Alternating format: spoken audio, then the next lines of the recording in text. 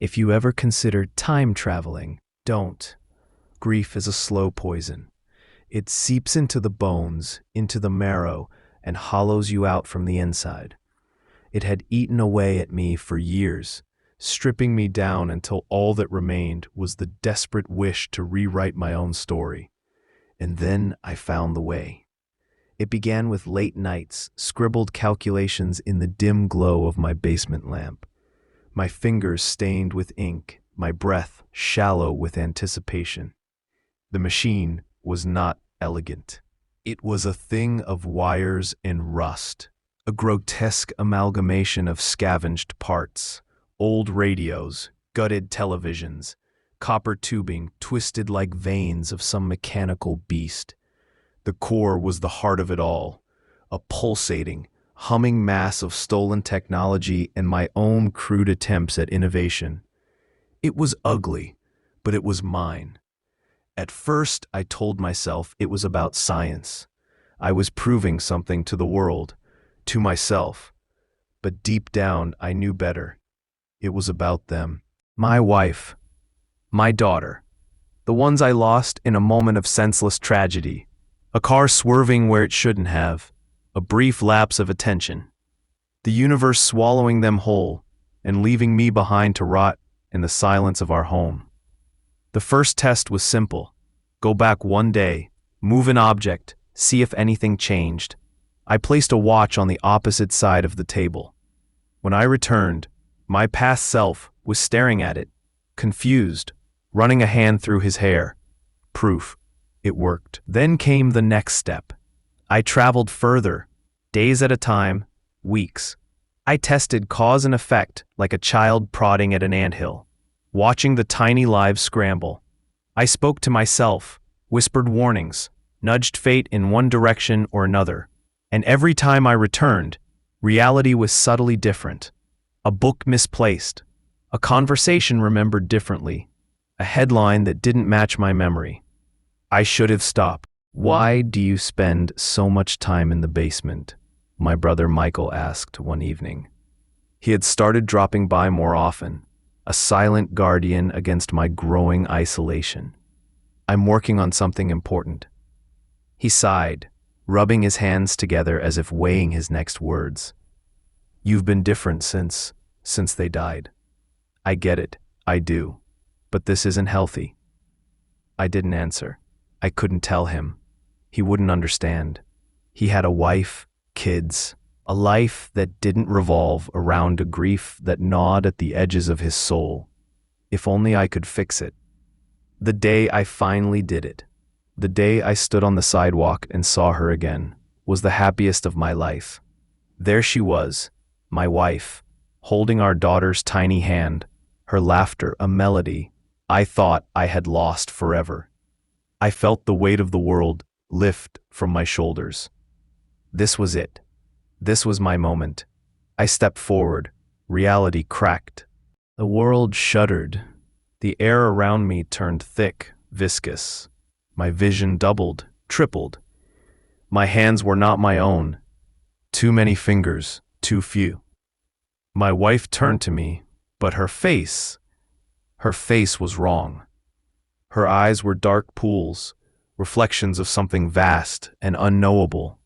Her lips moved, but no sound came out. I ran. I fled back to my machine, back to the basement, back to the safety of knowing I had control. But I didn't stop. I told myself I could fix it. I had simply gone too far. I needed to refine my method. I needed to try again. The addiction set in quietly, like ivy creeping up an old house. One more trip, I told myself. One more adjustment. I could make things perfect. I could make them stay.